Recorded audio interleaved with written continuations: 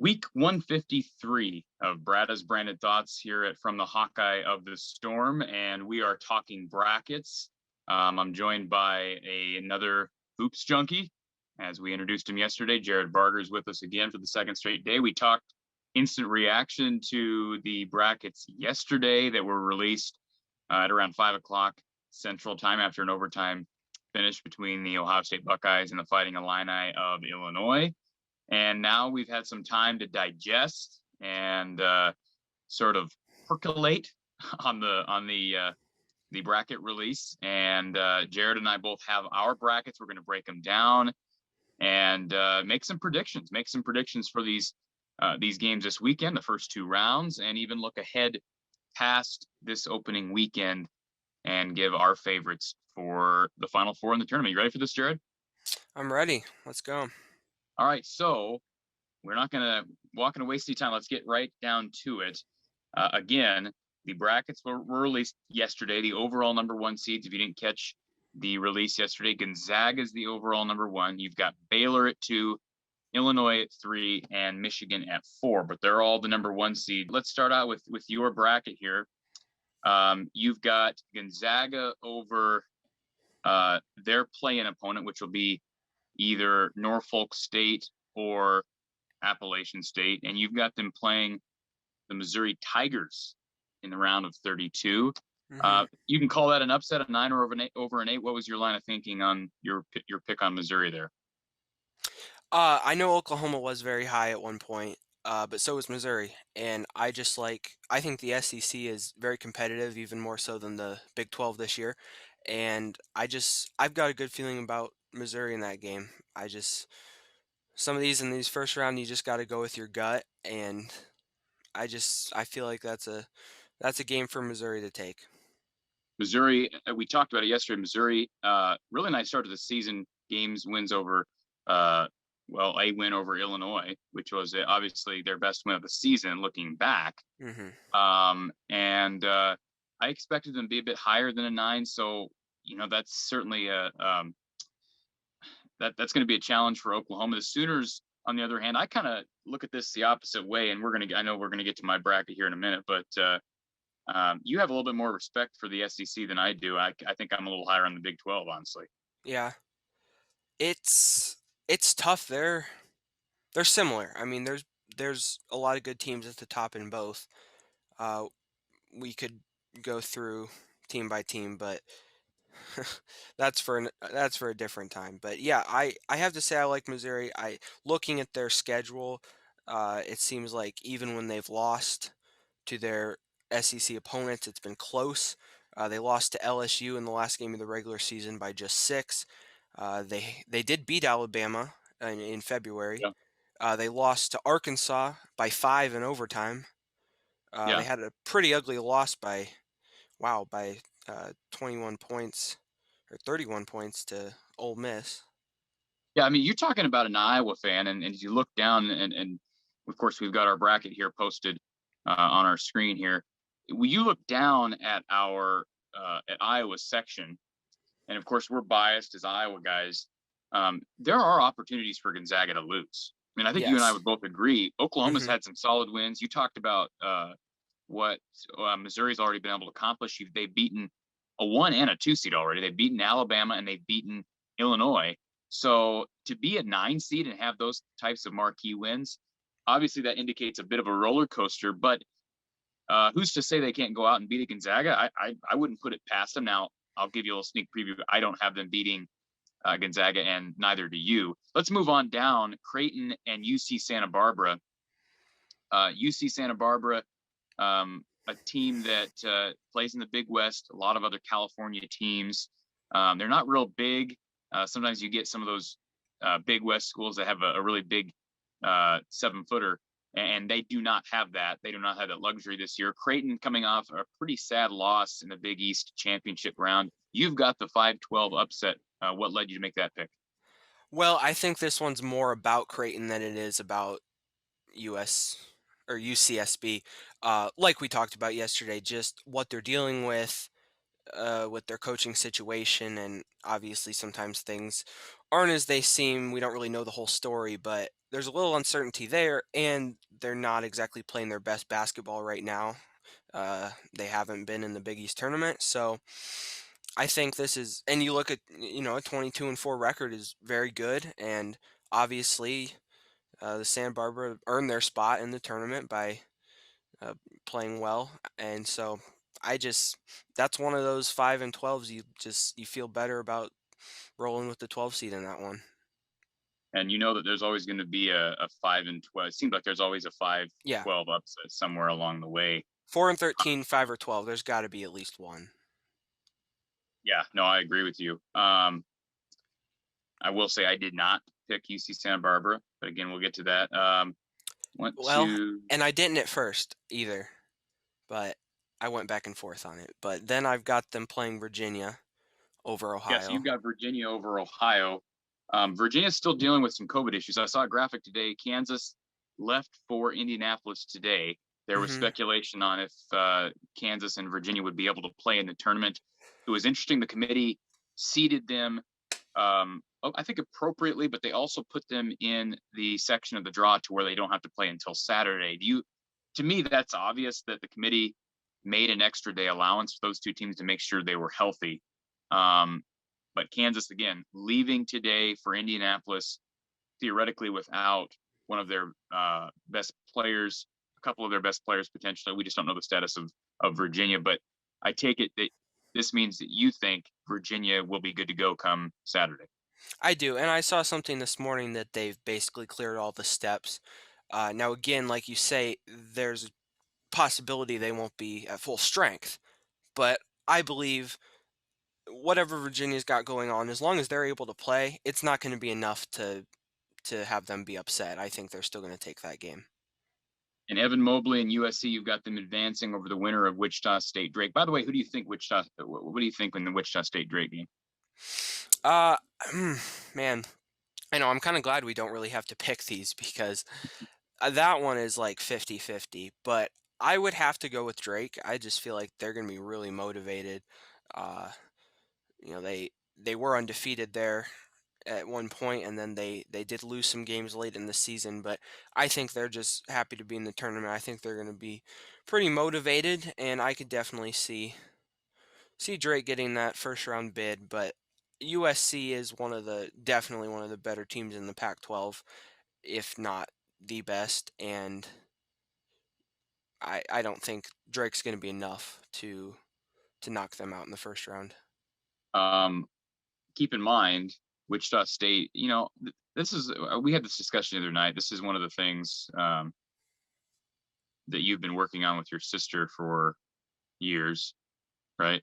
I work on it with my wife all the time, trying to highlight the really the well, there's the awesome storylines behind some of these teams in the tournament Mhm. and in Yeah. sports in general. There's always teams that you really want to root for, and then there's teams that sometimes you want to root against. I think Wichita State is a team, and Drake. Both of those teams are teams you want to root for. Wichita State dealing with Greg Marshall being fired over the offseason for reportedly abusing his players, and yet they've come back with an interim head coach who now has been given the head coaching position permanently. I think that's a great storyline. And if they beat Drake, I mean, there's so many reasons if you're an Iowa fan to root for the underdog in this part of the bracket. And so I think the winner of that game, that's going to be a fun game. And that's going to be a great game. What is that, on Thursday on True TV? Is it True TV for the first four? I think it's two different channels. But yeah, it's a heck of a contest. But Evan Mobley, look for that kid. He is going to be a guy. I could see USC making a run to the Sweet 16.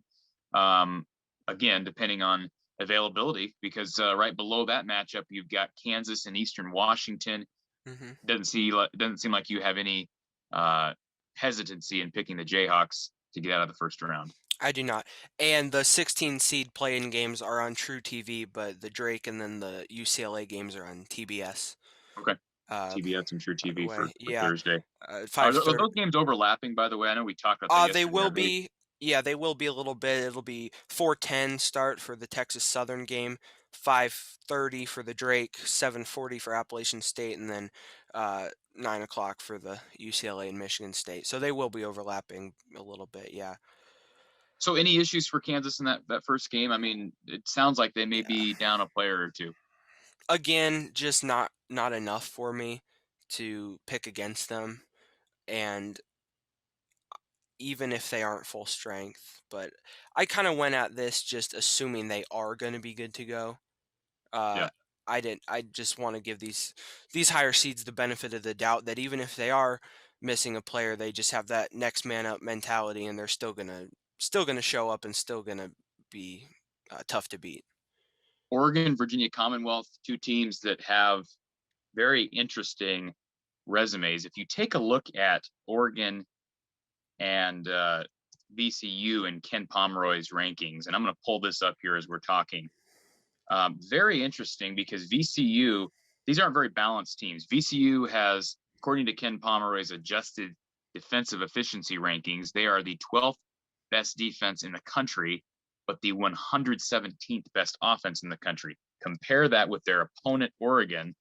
Oregon is sitting at 16 in the country on offense, 76 in defense. So these are literally strengths going up against strengths and weaknesses going up against weaknesses. Hmm. Um, you still are taking the Oregon Ducks. A lot of people have been talking about how they were underseeded in the NCAA tournament. What type of a game do you foresee Oregon dealing with against the Commodores? Yeah, I haven't seen a ton of VCU basketball. I think I only watched a game or two with them the regular season, but I saw some of their conference tournament. And yeah, you're right. They play good defense, but Oregon's been a really hot team lately. Obviously, they suffered kind of an, some would say, unexpected. Well, yeah, I mean, unexpected loss against Oregon State. But before then, I mean, they were red hot. They'd won a lot of games in a row against, granted, unranked Pac-12 opponents, but still, yeah, I've got a feeling that Oregon's gonna stay true to themselves and probably put up some points. I think they're gonna score just too many points. Probably somewhere in the 70s and VCU in the 60s. So you've got Oregon advancing, and then of course you've got Iowa advancing over Grand Canyon. And I want to talk a little bit about this. You know, we're not previewing this game formally, but I do want to talk about that game because I go back to Saturday evening. You and I were talking, and you kind of played off the idea of Grand Canyon being a threat to Iowa. Of course, at the time we had no idea that they would be Iowa's opponent, but I told you at the time, you got to give Yeah. me credit on this. I told you, I said Hmm. Grand Canyon's a 15 and Iowa's a 2. That's a 1 in 4 chance. This is who they got matched up against. Any more hesitancy now that you've had a day to kind of digest that matchup as far as what Grand Canyon can bring to the table to offset Iowa's strengths? Right. Well, I think Fran. I don't know if you saw any of the interviews. But Fran was talking yesterday about, well, first of all, when he was with Notre Dame, he personally recruited the head coach Yeah. of Grand Canyon, which is just an interesting tidbit. But Fran got asked a question like something about what's the meaning of a 2 seed. Do you basically? He said nothing, and he was talking about how he doesn't think there's any really such thing as an upset in the NCAA tournament. Obviously, there is to a lot of You know, people. Fran, I tell you, Fran doesn't care. It doesn't seem to care much for Mark Emmert of the Des Moines Register. And I, Oh, I like yeah. Mark. I think Mark's seems like a nice guy. He asked some interesting questions. I don't think Fran likes his questions because that was another Yeah, Mark Emmert question. because then somebody else asked basically the same question but rephrased, and he gave them a 2-minute answer, but all he gave, yeah, I yeah, like how Mark said so. So the question, like he said, was what does a 2 seed mean to you? And Fran said nothing, and Mark said not a thing. No, yeah, it's which, just he's had a lot of those press conferences this year where he doesn't like a question, he just shuts it down mhm, right away. But he's right. I mean, you got to have that mindset. Listen, this is a team, and again, Bryce Drew. Remember him from what was it, '98 or whenever he hit that game-winning shot in the NCAA tournament for Valparaiso. It's an iconic NCAA shot, and now he's coaching a team in Grand Canyon that moved to Division One just what 8 years ago, something like that. I mean, haven't been in Division One very long. And Dan Marley, former Phoenix Sun star, was the head coach initially, had some success. Grand Canyon kind of took a dip, and they got rid of him, brought in Bryce Drew, and he's brought them right back to the promised land now that they're in the WAC. Listen, my issue, and I talked about it on our 2-minute drill over the weekend. My issue with the NCAA tournament, and I wouldn't call it an issue per se, but it can be an issue and it can also be a benefit, is it's all about matchups. And when you look at what Grand Canyon can bring here, we've got a 7-footer from Denmark who's their leading scorer, scores about 15, pulls down about 10 boards a game. All right. And then you have their second leading scorer, who's a 6'10" freak from Italy, who also is skilled and can shoot the three. I'm telling you, this is a team that is going to test Iowa's ability to match up with size, and that seems crazy to say a team in the WAC is going to cause problems from a physical standpoint for a Big Ten team. But it will be interesting to see what lineups Fran goes with. He's got a week here to sort of game plan. I mean, logically, you and I, or I shouldn't say logically, emotionally, you and I think both want to see more of Josh Ogundele, even if it's a minute or two in a game. I certainly think Mitzgard, their big 7-footer, is a guy that, potentially Ogundele could play a couple minutes against, because he's not a guy, I don't think he shot a 3 all year. At least he hasn't made a 3. He's 0 for 4.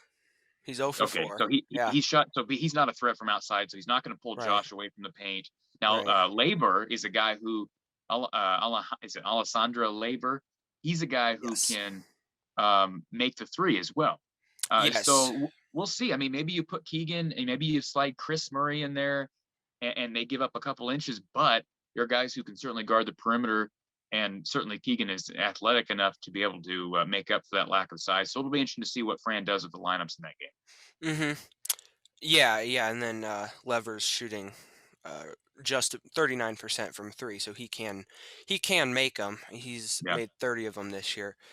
And they also have a point guard who's, I believe, 5'10". Am I right in that, saying that? I think they have their starting point guard is like 5'11". 5'11". So, Javon Blackshear Jr. Yeah, that doesn't necessarily mean he's the next Carson Edwards, but you wonder. Jordan Bohannon, of course, we know his defensive struggles on ball. I'd like to see Toussaint get some minutes on him for sure. Yeah, and I go back to Aaron Eulis. If Toussaint gets in foul trouble, I still think Eulis is a guy who can come in there and provide you good defensive minutes. And I can't remember what game it was. There was one particular game where Eulis was just getting a ton of minutes, and he hadn't even really played at that point.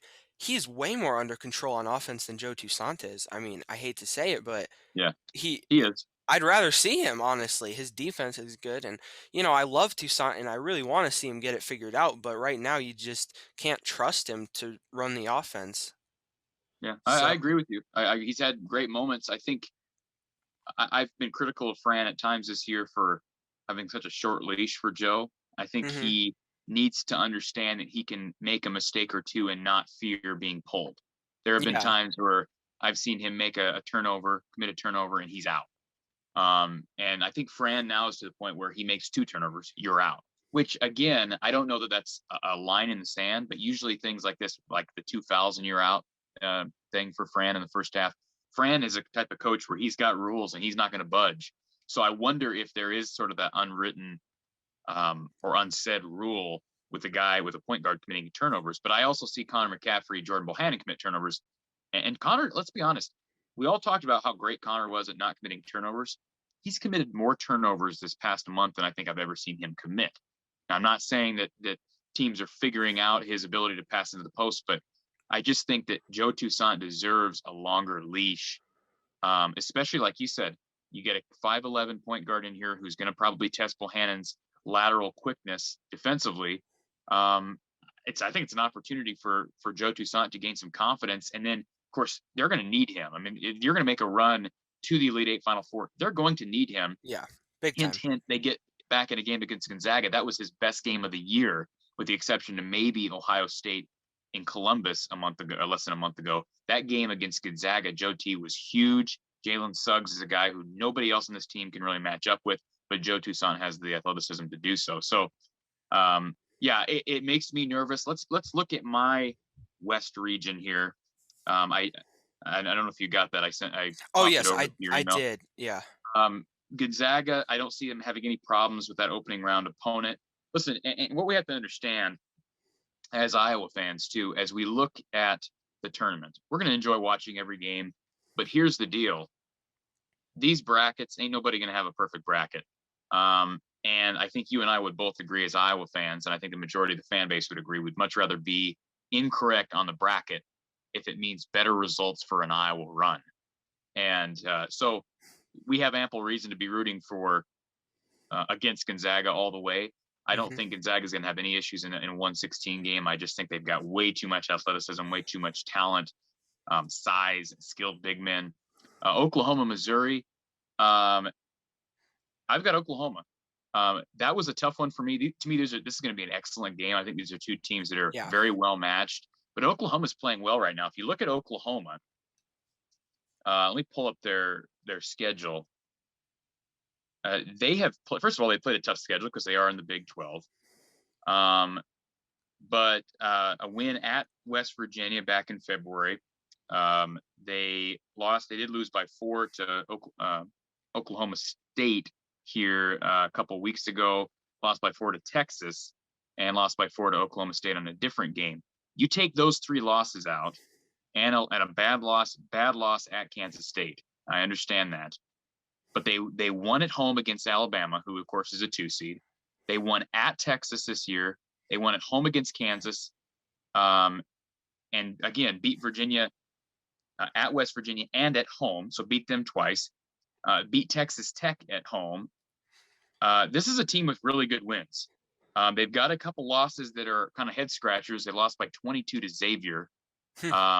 And again, that loss against Kansas State doesn't make a whole lot of sense. So it's a little bit of Jekyll and Hyde with Oklahoma. I don't think you're going to really know who you're going to get until that game on Saturday. So that's going to be an entertaining one. I want whoever is more capable of causing problems for Gonzaga to get through that opening round game. Yes, and for some reason, I just feel like that's what I was thinking too. I just felt like Missouri might have a better chance at Gonzaga because they're Yeah, very you could be similar right. teams.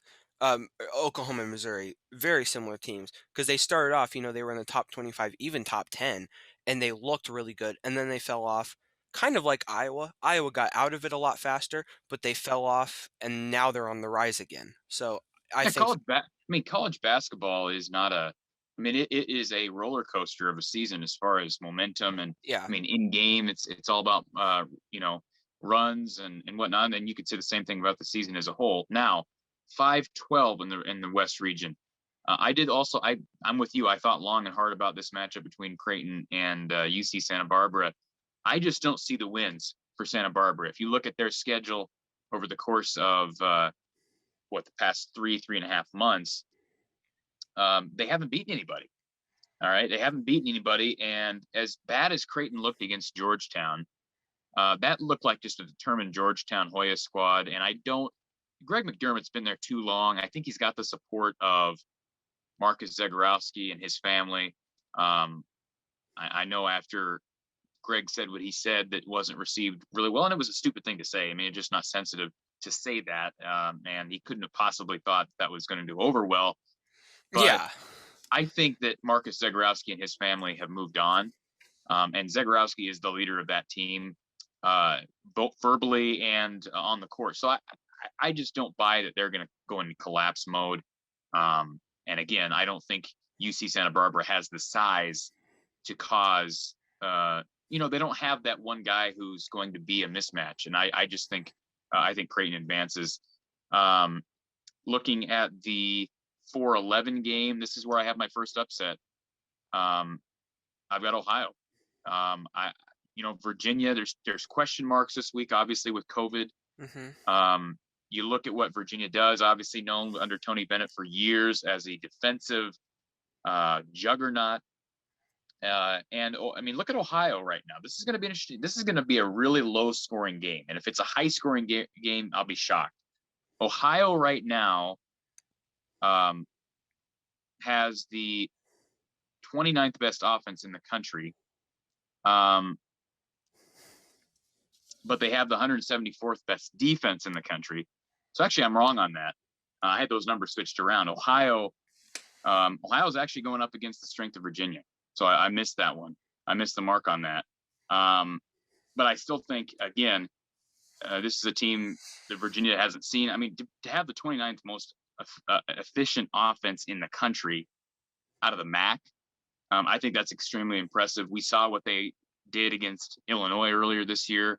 Illinois is a team with a lot of athletes. They matched Illinois' athleticism. That was at Illinois. So, I think Ohio wins that game. And listen, there's always going to be, that's the thing, there's always going to be upsets. So I almost feel obligated to pick against my mind at times. Yeah. I could see Ohio being a Cinderella of sorts. As you can see, I don't have them getting past the second round, but I think the Bobcats can take it round one.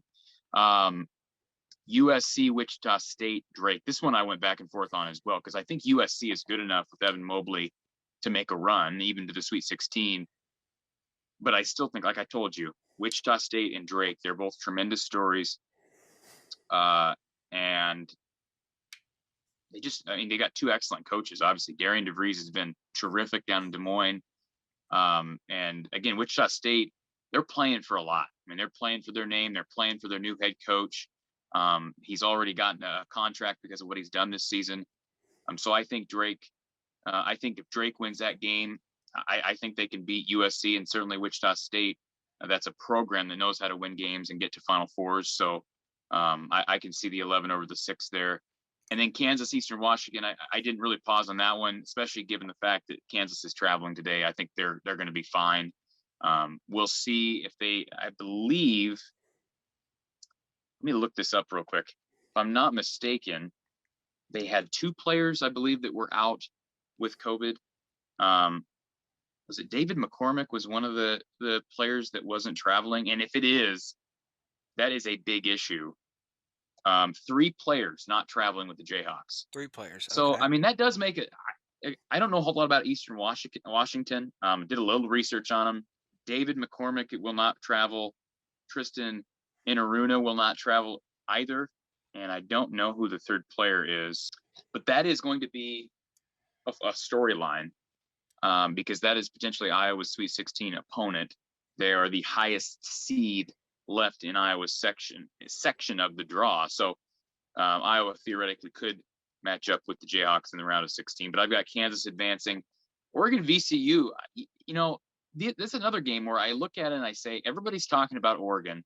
Last night, especially after the matchups were announced, everybody was talking about Oregon, how they were underseeded, how Chris Duarte is playing great basketball. By the way, Will Richardson, averaging 11 or 12 a game on that Oregon Ducks team, was on that Oregon Ducks team. He's the only guy left from the 2018-19 team that lost to Iowa in Madison Square Garden. Interestingly enough, with that game, yeah, Bol. Garza played in that game. Connor McCaffrey played in that game. Jordan Bohannon played in that game. And I believe Joe Wieskamp played in that game. So Iowa's got like 4 or 5 guys who played against Oregon. Oregon's got 1 guy who played against Iowa. So that's, who knows? I mean, especially on a short prep. On a short prep, I think that helps. That's advantage Iowa. I want to see that matchup in the second round. I do. And Dana Altman's a great coach. I mean, Dana Altman's is a terrific coach. Yeah, I mean, Oregon was in the Elite 8 just 4 years ago or something like that. Yeah. Peyton Pritchard. Yeah. He was terrific 2 years ago. Yeah. Yeah. He's now. I don't know. I mean, that's a scary game. This people were asking me, what's your overall feelings on the bracket? I had someone ask me that last night, and I said, I think it's a medium draw for Iowa. As you can see, I've got Iowa beating Grand Canyon. I'm not going to delve into that any more than we already have. But I think it's a medium draw. I think it could have been a lot worse. It could have been better. I think Oregon's dangerous, but at the same time, they've got a potential matchup with Kansas, who could be dealing with some COVID issues in the Sweet 16, and a Gonzaga team that, they lost to, but they're familiar with. And, potentially you could get an opportunity to not have to face Kansas. And literally, I mean, Kansas has, again, I don't want to keep going back to COVID issues, but I mean, that draw opens up if Kansas is out. If anything happens to Kansas, those first 2 rounds, USC, Wichita State, Drake, Eastern Washington, I like Iowa big time over all of those teams. I don't really want to see Iowa Drake, because I feel like that would be Matt Gaten's an assistant coach for the Bulldogs now. Brady Ellingson is on that staff as well, former Hawkeye. That'd be a weird matchup. I'd just make me feel uneasy. Um, but I think it's a decent draw for Iowa. Not great, not terrible. All right, while we're here, let's go ahead and we'll go to my Sweet 16 in the West. Sure. Gonzaga, Oklahoma. I've got the Zags winning that game. Again, doesn't mean that I won't be rooting for the Sooners, but I've got the Zags. Again, there's too much athleticism, too much talent. They're trying to accomplish what no team since Bobby Knight's Hoosiers did back in the 80s. I've got the Zags moving on. Ohio, Creighton. I think Ohio, again, they've got what it takes to match up with Virginia, but eventually, I think if Greg McDermott can seize control of that team, which I think he probably does, get a win against UC Santa Barbara, kind of hush the critics, I think Creighton moves on to face Gonzaga. Wichita State or Drake taking on Kansas. By the way, I'm picking Drake, so I think it'll be Drake and Kansas. That'll be a fantastic matchup. By the way, Kansas doesn't like seeing these small Iowa schools, as we know. That was that 2008 or whatever it was, the Ali Farokhmanesh 3 against Kansas in the Sweet 16 to beat the Jayhawks. So they'll have to go up against another small town Iowa school. But I think Kansas moves on, and they will face Iowa, who I think that's going to be a battle against Oregon. Oregon can spread Iowa out. They've got, again, Richardson, Chris Duarte is playing great. They're healthy now, finally, so they're underseeded. I think Iowa, though, wins that game, and they face the Jayhawks in the Sweet 16. Your thoughts on those picks? Yeah, well, I just gotta say, I know we're gonna get there. Our right side is almost identical. We were thinking a lot of the same things on the right side of the bracket. Our brackets, if you look at you and I brackets back to back, there are some major differences, and then there are some major similarities. And I'm not just talking about, we both picked the 3 seed. I'm saying you seeing teams that make a run. You have a couple teams like Arkansas. We'll look at that region here a little bit.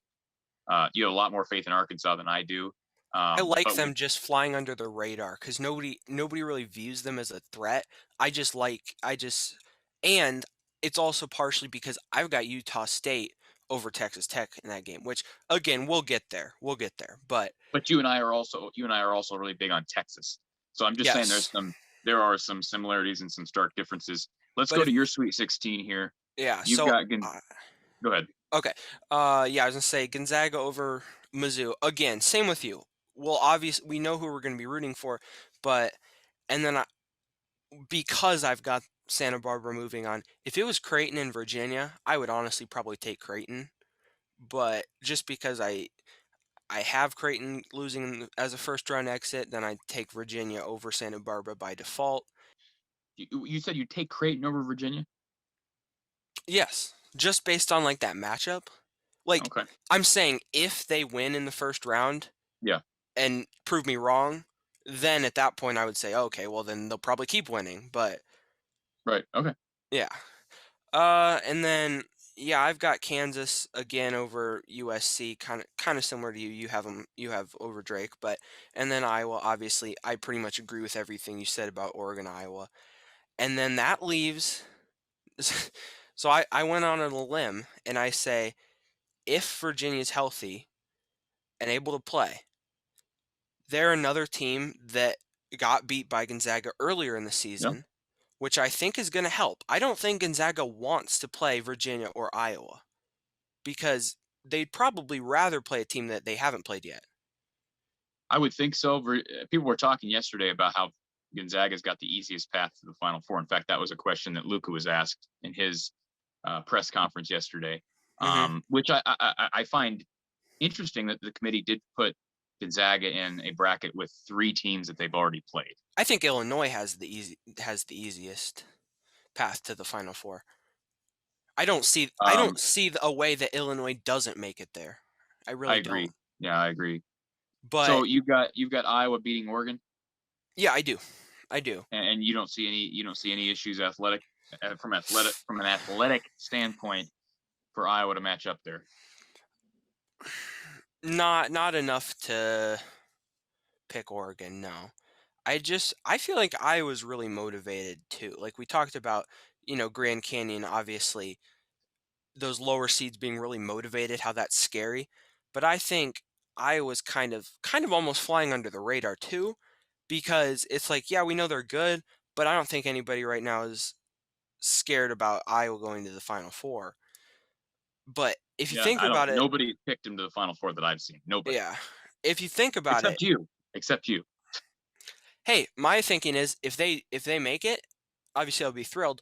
I don't want to be the guy that didn't pick them. It's a double win. I know what you mean. But see, Yeah, I look at it. I see. There's always that person. There's always the. I'm going to go all in. If they make the Final Four, I'm happy with my picks and I'm happy with my heart.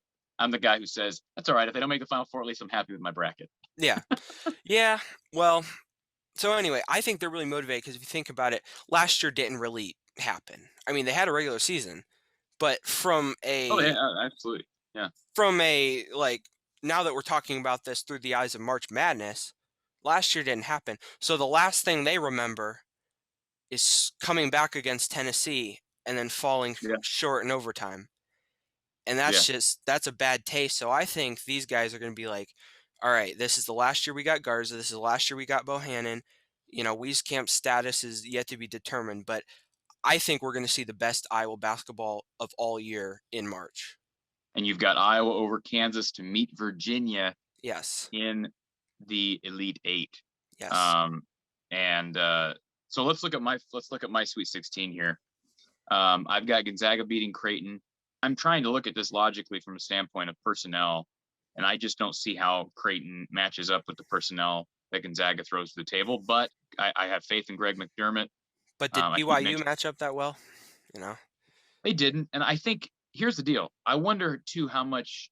I kind of thought Gonzaga would lose at some point I in did the too. regular season. Yeah. I think sometimes you get complacent if you're playing in the WCC all year and you're not playing marquee teams. I just don't know how Gonzaga could get complacent now.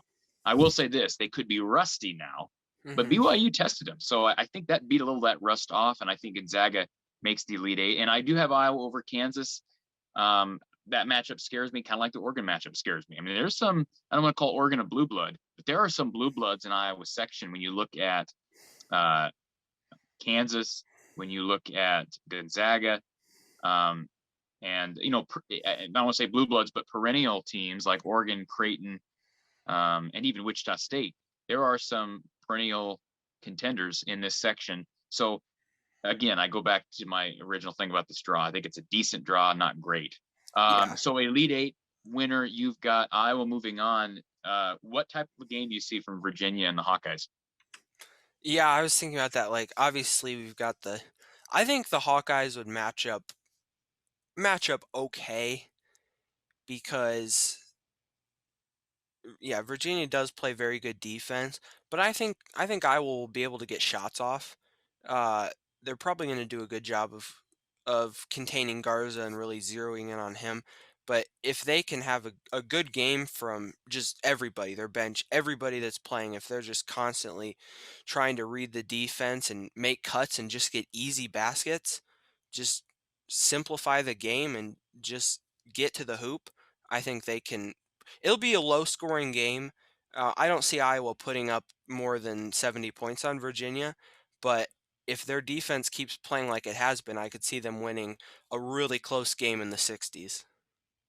Kihei Clark's going to give Jordan Bohannon fits if that happens, similar to what we saw from Andre Curbelo. Now, Bohannon did have 20 points, but we saw Bohannon But turn the ball over at yeah, inopportune if you times. let Jordan Bohannon throw up 13 threes, he's probably going to hit a bunch of them, but it doesn't necessarily mean it's a productive game.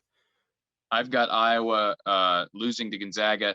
I wanted to go with my heart, um, I know it's but just my head just tells me Gonzaga is destined at least to get to the Final Four national title game. I go back to how I felt about them in December. They were clearly the best team, and they haven't given me reason not to think that. I'm high in Illinois, as you'll see, but I think Gonzaga wins that game. Now, I want to move. We kind of spent a little bit longer than we originally were going to on the West region, simply because this is an Iowa podcast.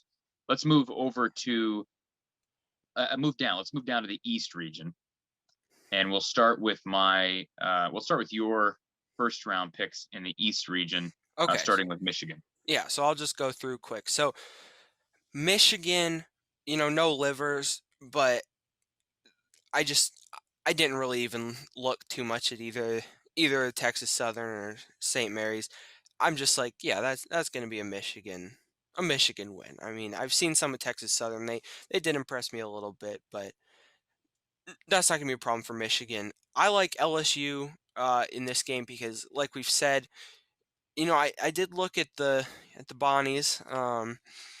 They are a very talented program, and to get, like you were saying, to get a 9 seed is pretty impressive. I mean, you don't usually see those types of schools that high, but LSU, they just have enough offensive firepower that they're still going to win this game.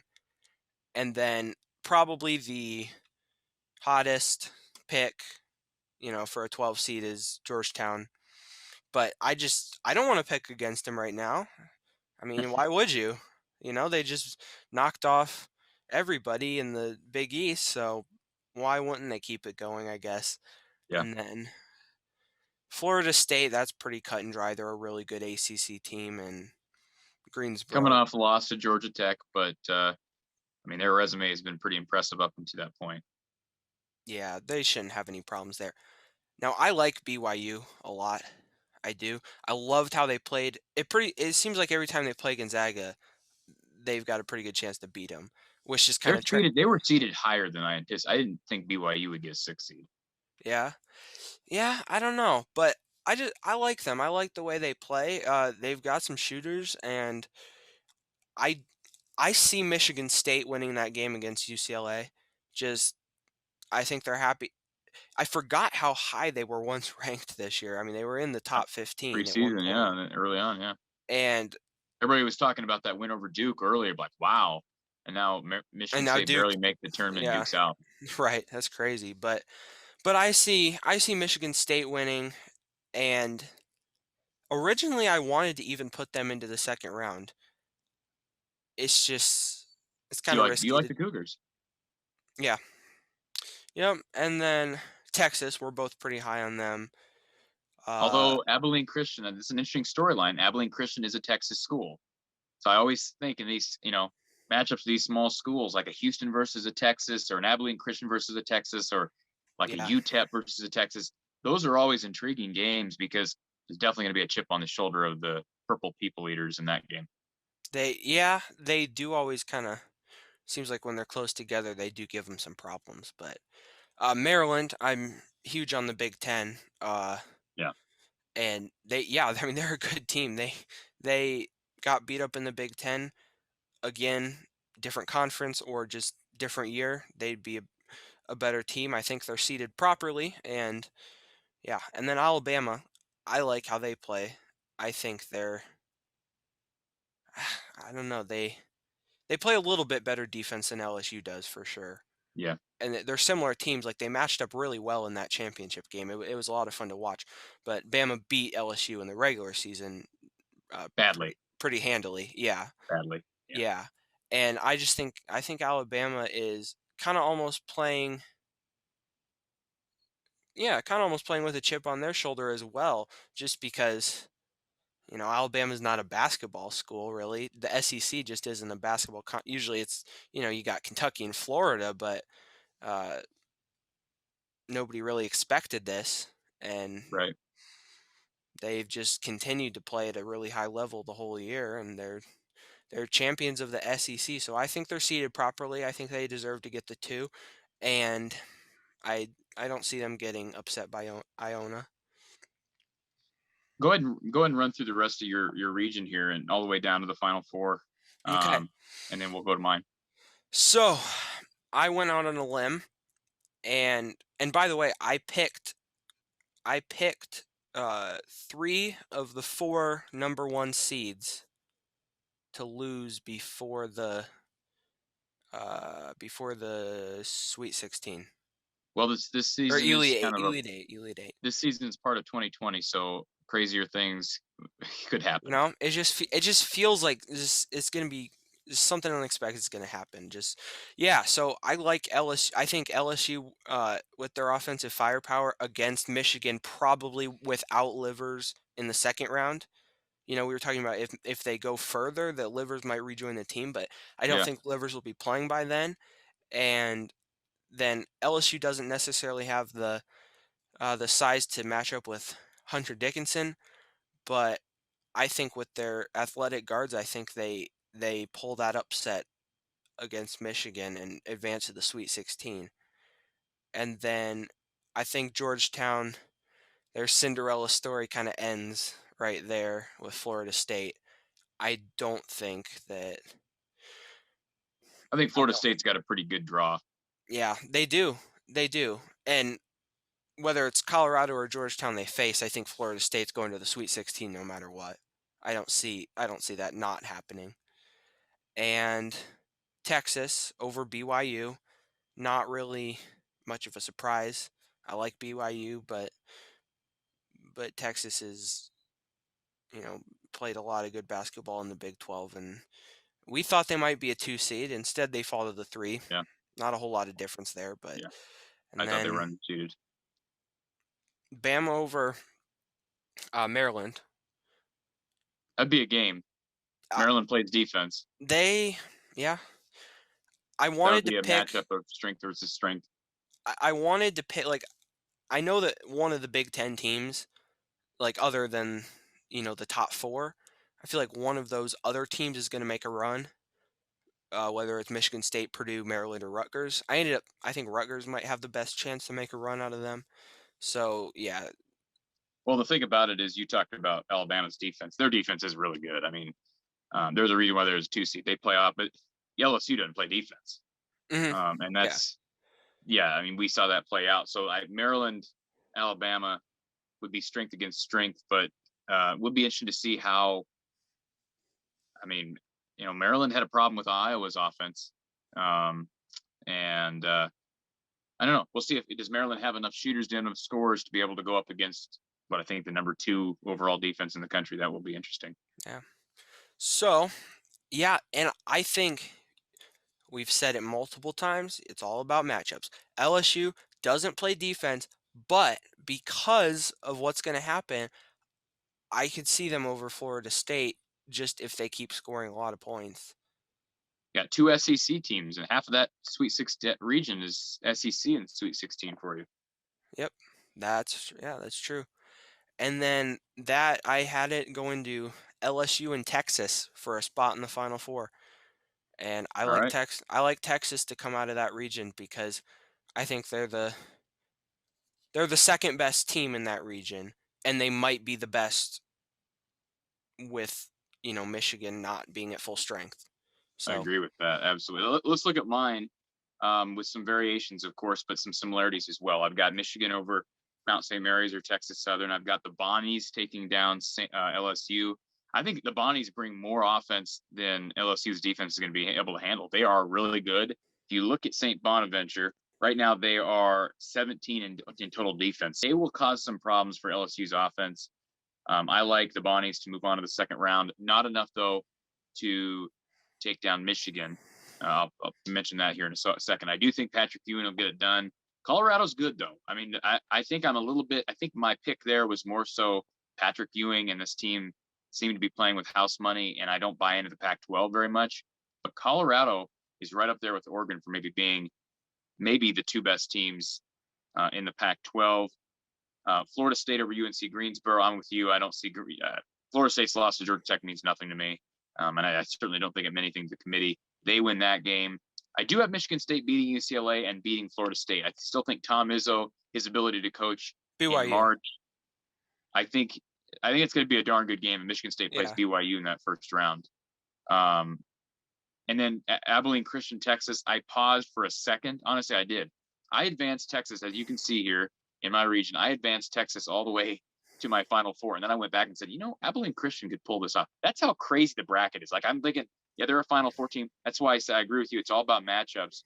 I could see them going to the Final Four, but I don't really think they could get beat by Abilene Christian. But Abilene Christian, they know how to play basketball. I'm telling you, this is not a team that success is not new to Abilene Christian. They have been really good ever since they moved to Division I, and even before then, they were really good. And then Maryland over UConn. People are high on UConn. They know how to win the tournament, but I like the Terrapins there. I do like Alabama over Iona, but it will be an interesting matchup between Nate Oates and Rick Pitino as far as the coaching carousel there. And then Michigan, St. Bonnie. That'll be a great game too. You'd hate to think that Michigan would have on their school history a loss to Appalachian State in football and a second round NCAA tournament loss to St. Bonaventure, but there'd be no embarrassment losing to the Bonnies because they are legitimate. I do think Michigan is still, they're fine. I mean, look, they lose Livers. You've still got Wagner. Eli Brooks is playing great basketball. You've got Dickinson. You've got Shondi Brown. Somebody's going to step up there. I mean, they are still going to. That's why I think they could still make a Final Four without Livers if they get the right draw. Especially, say you play your first 3 rounds and then get Livers back. Well, if that were to Then that's a happen, different. Now we're national talking national champion. title. Mm-hmm. Yeah, The absolutely. momentum of that, yeah. I've got Florida State over Georgetown. I don't think eventually. I think Georgetown's. I'm with you. I think their run kind of runs its course. I've got Texas over Michigan State, but another marquee matchup between Izzo and the Longhorns. Maryland, Alabama. I've got Bama, but again, it will be an interesting game. So we've got the same matchup there. I've got Florida State beating Michigan, assuming Livers doesn't play. If Livers is back for that game, I would gladly take the Wolverines. But assuming he doesn't play, I think the Seminoles run or route to the Elite Eight is very good. And then I've got Texas, who I thought was underseeded, advancing to my Final Four. Let's move over to the Midwest region. Actually, let's go to the South. We'll go back to the top right of the bracket. We'll start with my first. Well, let's just start with the first round. I've got Baylor over Hartford. Hartford, great story. I think this is their first tournament appearance in the history of that program. But they are running into a sledgehammer in the Baylor Bears. I've got Baylor moving on. I think North Carolina's size will match up very well with Wisconsin's size, but the difference is more athleticism for North Carolina and a lot of inconsistent offense for Wisconsin. I think the Tar Heels move on there. I'm looking forward to that game. It's gonna be just a great matchup between a lot of bigs. Villanova Winthrop. I paused on this one, and again, a game where I went back and forth. I've got Winthrop. I think this is going to be a trendy pick from bracketiers. Winthrop hasn't really played a tough schedule, but as we know, Colin Gillespie is down for the season with a knee injury. I believe Villanova is dealing with I can't remember the other guy that they're dealing with that's down right now, but they're dealing with injury issues. And I mean, they were on the verge of being a 2 seed. They're now a 5. So that could help them put a little chip on their shoulder. But I think Winthrop, they've proven the ability to win, and I could see a 12 over a 5 here. North Texas plays great defense. That should be a low-scoring game against Purdue. I don't think they can match up with Trevion Williams. I think the Boilermakers move on. Texas Tech over Utah State. I saw you pick the Aggies. I think the Red Raiders are better than I've given them credit for. Looking back through their resume, I think they move on with Chris Beard and his. Obviously, they know how to win the tournament, making the title game 2 years ago. And then I've got a 14 over a 3. This is a huge difference between my bracket and yours. Colgate, the net rankings have been high on Colgate all year round. They haven't played as many games, which I actually think is an advantage to Colgate. They also have experience in the tournament. 2 years ago, they played a close game against Tennessee, who later beat Iowa. So I got Colgate over Arkansas. Arkansas is not underseeded. I mean, they're a 3 seed. So I think that Colgate pulls the upset, and then Florida over Virginia Tech. Virginia Tech was playing really good basketball late, and they've kind of been on a seesaw. They've dealt with a lot of injuries this year, including former Hawkeye Cordell Pemsl. I like the Gators there, and I don't think Ohio State has problems dispatching Oral Roberts. North Carolina Baylor in my round of 32. This is my first major upset. This is a tough one for me because I think Baylor could easily win the national title. I mean, again, this is the one and done tournament, so I could have them out in the second round, but I could also see them winning the whole thing. I just think if Roy Williams knows how to coach in March Madness, we know that. Exactly, yeah. Preseason ACC Player of the Year, and now I can't think of his name. But they've got like 3 or 4, 6'10" or above guys who are really athletic. We saw them give Garza problems, and Baylor doesn't have a whole lot of size, so that will be interesting to see how the Bears handle the Tar Heels if that's the matchup. I don't think Winthrop can keep it going against a healthy Purdue squad. I think the Boilers, who also know how to play in the tournament, Matt Painter, wow, what a trip to a Sweet 16 that will be for him, for a team that wasn't expected to do much after losing a lot last year. I've got the Red Yeah. Raiders beating Colgate, and then I've got Ohio State over Florida. Florida's playing with some momentum, I think, as well, and certainly some motivation after they lost their star player to that heart issue earlier this year. And so I like the Buckeyes to move on. And I like Purdue. I mean, that's a weird matchup. North Carolina, Purdue in the Sweet 16. Didn't expect to say that. So again, it comes down to matchups. I never thought I would have predicted Purdue in the Elite Eight. But I think they've got what it takes with this draw. I think they've got an excellent draw if you look at it from the perspective of, um, you know, Villanova's just not healthy as a 5 seed right now. So I like Purdue to move on, and they'll play Ohio State, who I think will take down the Red Raiders, and I like the Buckeyes to make a Final Four. Okay. Let's look at yours now, starting with 116. Yeah, we're very we're very similar there. So Baylor, obviously. Yep, North Carolina. Garrison Brooks, Daron Sharp, Leaky Black. They've got good players, and like you said, Roy Williams knows how to coach. I think they've looked shaky at times, but I think they're going to play like a 3 seed, not like an 8 seed. So, and then I think with Nova's injuries, it's still enough to get them that first round win, but then they'll lose to Purdue uh, in the second round. And then I like Utah State in this one, and I don't think is necessarily expected. Like if you look at it, it looks like Texas Tech should win. It's just one of those I have kind of a feeling about, Got and to go with a hunch on bracket picks. I get you you. do. And I like Arkansas. Uh, they went through like they lost 3 games in like January and 3 out of 4. But since then, they got revenge on Alabama. Pretty much, they've been winning all their games until they in February until they've They lost a really close one to Oklahoma State. I mean, Kate Cunningham yes won that game. I mean, that was a really hard fought ball game. And so no, I agree. They earned the 3 seed.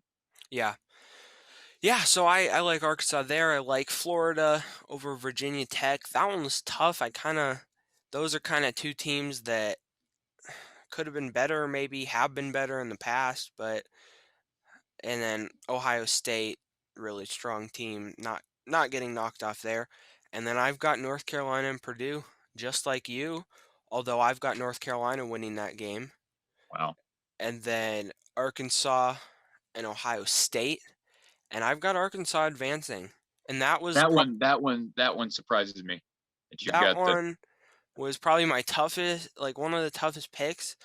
I just I just feel like not a lot of people are giving Arkansas the respect that they deserve, and I don't know. It's tough. I mean, after what Ohio State did against Illinois, being down and then coming back, it shows you what they can do. But also at times they don't look good at all. So it really depends what Buckeye team you're going to get and what version of uh, Dwayne Washington Jr. you're going to get. But I think he's probably the X factor there. But if Ohio State doesn't show up completely, I could see Arkansas winning.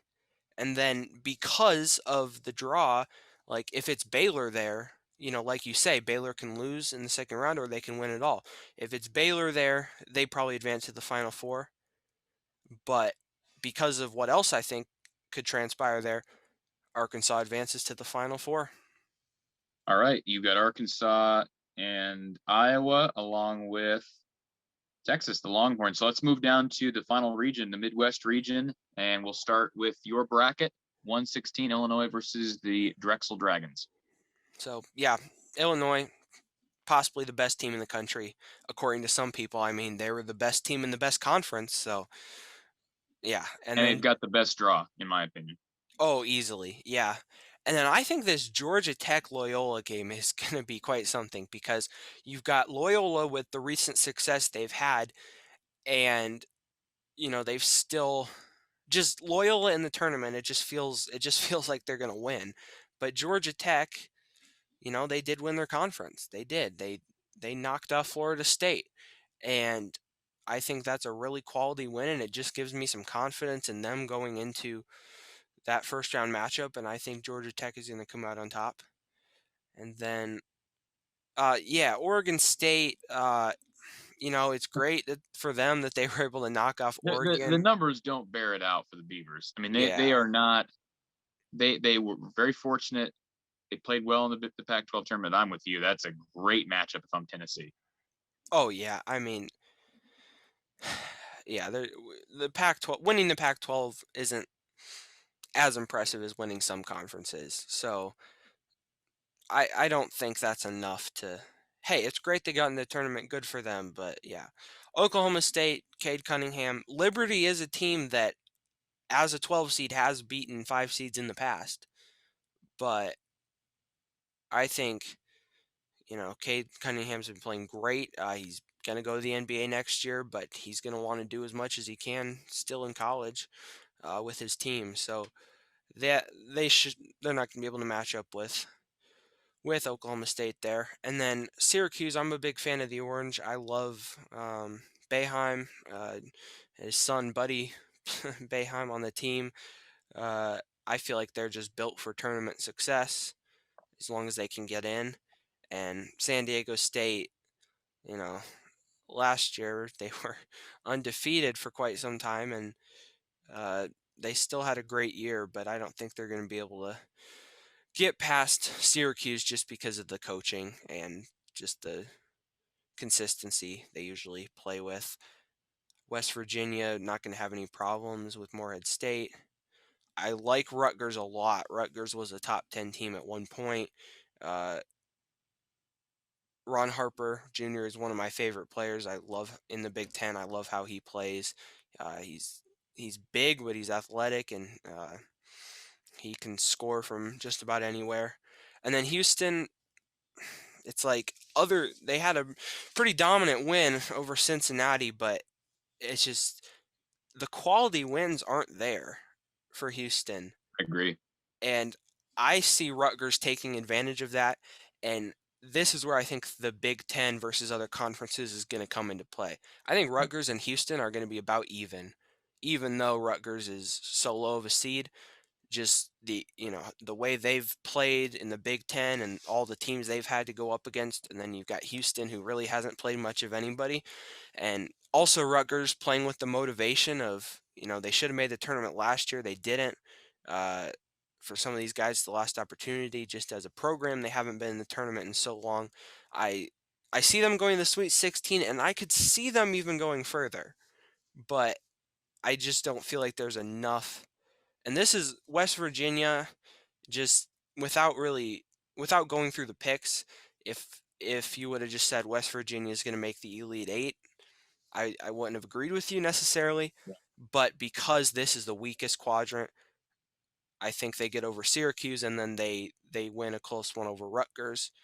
And But again, you look at West Virginia; they've got some really good wins, and they played really well against Gonzaga earlier in the year. they do, yeah, Yeah, yeah, which is why they're going to make it all the way there. Probably Oklahoma State over Tennessee, Georgia Tech, not enough for Illinois. Oklahoma State, Illinois would be a fantastic game because I think Cade Cunningham would. I yeah. don't want to What? say. Who wins I don't that want to say. matchup between I don't want to Dosumu say and Cade? dominate. I don't want to say dominate, but I think Cade would get the better of the sumo, and depending on what kind of a game Coburn has, and depending on what the Illinois bench does, I could see that going either way. But other than Oklahoma State, there is not a team in that quadrant that is going to beat Illinois and prevent them from going to the Final Four. There just isn't. I mean, they've got the weakest 2 seed. They've got I agree. Yeah, they've got the weakest 2 seed, and they've got a yeah, 5 seed that I'm not a believer in Tennessee. no. So yeah, I think that Oklahoma State game is the one everybody's got pegged. Yeah. Yeah, that's man, that would be a great game, and I'd probably I don't know. But then in my championship, I've got Iowa over Texas because at Oh, that you're point. jumping to the champion. You're jumping to the championship here, aren't you? Oh All right, wait, you got yeah, never mind. You still got to go with your you're all eager to crown Iowa's. Hey, when I saw your picks this afternoon, I thought, well, we got a homer. That's okay. I'm a homer too. I understand the struggle. Um, all right, let's go through my picks, and we'll head to the Final Four. I got Illinois over the Dragons. I don't think Drexel presents much of a challenge. I think Georgia Tech is playing well. Obviously, Loyola knows what it takes to get to the Final Four, but Georgia Tech is playing with emotion. They're playing with momentum, and they were already on the brink of making the NCAA tournament. So it's not like an Oregon State where they're kind of a bid stealer. I think they were going to get in probably regardless if they beat Florida State, and that was just a great win for them. Tennessee over Oregon State. I see that as I don't want to say a blowout. I don't know the any game. I don't think it's any game that I expect to be a blowout other than maybe a couple of the 116, 215 games. Um, Oklahoma State, I've got over Liberty. People are high on Liberty. Again, I don't see the schedule. I thought Belmont honestly had a better resume than Liberty, and Belmont was left out of the tournament. So I got Oklahoma State advancing. I didn't think Syracuse deserved to get in, so I've got San Diego State. Isn't it? Is it Brian Dutcher? What's the San Diego State head coach? Dutcher. Here's I hear I'm about to compliment a head coach about how awesome he is in March, and I don't even know his name. As you look that up, we'll move on. But I got San Diego State. Brian Dutcher. Brian Dutcher. West Virginia over Morehead State. I've got Rutgers over Clemson. Again, Clemson, a team that has an interesting resume, really flying under the radar. You talked about Arkansas earlier. Clemson, extremely far under the radar. I thought maybe a little too high as far as the seeding, but I mean, they posted a really good ACC record. I've got Rutgers, though, like you mentioned, their athleticism, Ron Harper Jr. This is the first trip to the tournament in several decades. Yeah. Miles Johnson. They've got Mathis, Young. They've got just a lot of guys who are athletic and can defend. I think they're going to cause problems for Houston in that second round. Mm-hmm. I do think Houston will get past Cleveland State. I think Cleveland State's the weakest of the 4-15 seeds. I think the committee did some favors to the Cougars. I do think Rutgers will beat Houston. I see West Virginia taking down the Aztecs. They don't have the talent that San Diego State had last year. I've got Oklahoma State over Tennessee, and we'll get to see the Io DeSumo Cade Cunningham matchup because I think Georgia Tech's Cinderella story, if you want to call it that, through the conference tournament in the first round of the NCAA's will run out. I do think Io DeSumo and the Illini will get past the Cowboys. I see West Virginia. Again, I'm with you. I don't think West Virginia was a team that I would have pegged as a favorite to get to the Elite Eight, but given the draw, I like the Mountaineers' chances, and I do think Illinois takes down West Virginia. Illinois, to me, is a clear favorite for a run to the Final Four, and I could argue that as a non-Iowa guy, I could say Gonzaga was the second biggest favorite, but I also think I think Ohio State's got a decent route there. Obviously, Baylor, we both got Baylor losing earlier than most people would, but I think Illinois right now is a shoe-in for the Final Four, and that's probably not a good thing if you're an Illini fan. You probably don't want to hear that because these kids are humans, and you don't want it to get to their head, and I don't think it will. It's an experienced team. Let's look at the Final Four. We'll take a look at mine here first. Ohio State, Illinois. That's going to be a game. I mean, talk about a rematch of the Big Ten tournament. And Ohio State, I didn't think I was starting to think they wouldn't turn it around. Their defense had suffered. It actually fallen below Iowa's in defensive efficiency for the season. They have responded in a big way, won 3 games in the Big Ten tournament to make it to the championship game, nearly won the title. I think they're playing with house money as well. But I think Illinois' talent, again, is going to be a little bit too much, and their ability to defend will eventually separate them from the Buckeyes, and they've got a better chance of making the title game. And then Gonzaga, Texas. This is an easy one for me. I think Texas has come on strong. They've got size. They always have size. They always have athletes. But again, Drew Timme, Corey Kispert, Joel Ayayi, Jalen Suggs, Nemhart. This is just a team with Watson. They've just got so many guys they can throw at you. And I think they're built for a March run. I hope I'm wrong. I hope it's Iowa, Texas in the Final Four. or Iowa, Michigan. What if we saw Iowa, Michigan, Ohio State, Illinois in the Final Four? Wouldn't that be something? I would love that. I mean, go Big Ten, man. But That would I be think two teams are going to make it to the Final Four from the Big Ten. yeah.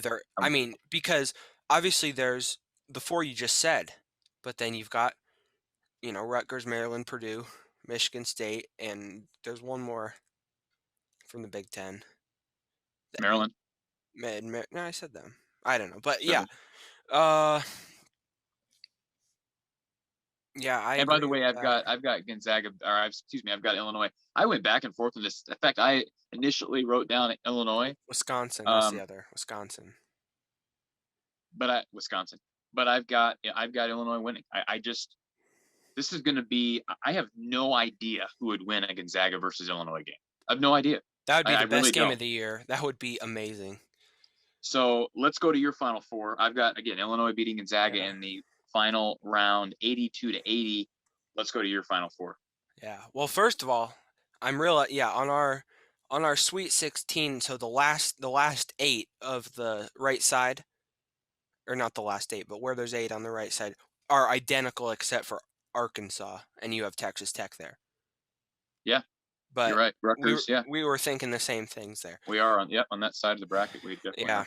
But yeah, again here, like I was like, it's so hard as an Iowa fan because I just start thinking of how they could possibly win this game. So I'm just like, oh, they could see. Listen, They you're could a win this. you're a Could win homer. this. You're a homer. You can And I think we're gonna see the best basketball. I think we're gonna see the best defense from them that we've seen, because I just think they're gonna be motivated and they tell you just if they can defend Oregon, who is athletic, they're healthy now, and they're I mean, look again, really good offense. I agree. They're going to be playing with a lot of confidence heading into the Sweet 16. And I kind of like just picked Virginia over Gonzaga so I could justify taking Iowa that far, because I didn't want you didn't mention that when we went through that region initially. I didn't. Well, I'm thinking I did that without even realizing it, but I can't pick Iowa over Gonzaga. But if they've already beaten Oregon or Kansas or USC or whatever, they've already won 3 games. The momentum of that mixed with playing better defense, yeah, sure, why not? But when I had Iowa in the Final Four, I'm like, well, all right, I've already taken them that far. Why am I going to pick against them now? So put them in that championship game. I think Illinois is going to make the national championship, no matter what. It just feels that way. And then Iowa, Illinois. And then a rematch. Iowa's not losing 3 times to Illinois. If they rematch in the national championship, those boys are not going to let that happen. So Garza national champion. I'd love to see it. Bohannon, Wieskamp, them boys bringing home the title. Eastern Iowa represent. Muscatine, Cedar Rapids, Linn-Mar. Yeah. And Washington, D.C. And Washington, D.C. Hey, I'd love to see it. And Brooklyn, Joe Toussaint, the tough Brooklyn kid. That's true. We got some East Coast boys on this team, and it'll be nice for Frank Henderson, Tony Perkins' uncle, to be. He's an Indianapolis guy. He'll be at the games. I'm assuming he was at the Big Ten tournament over the weekend, and I think obviously Luka Garza's dad.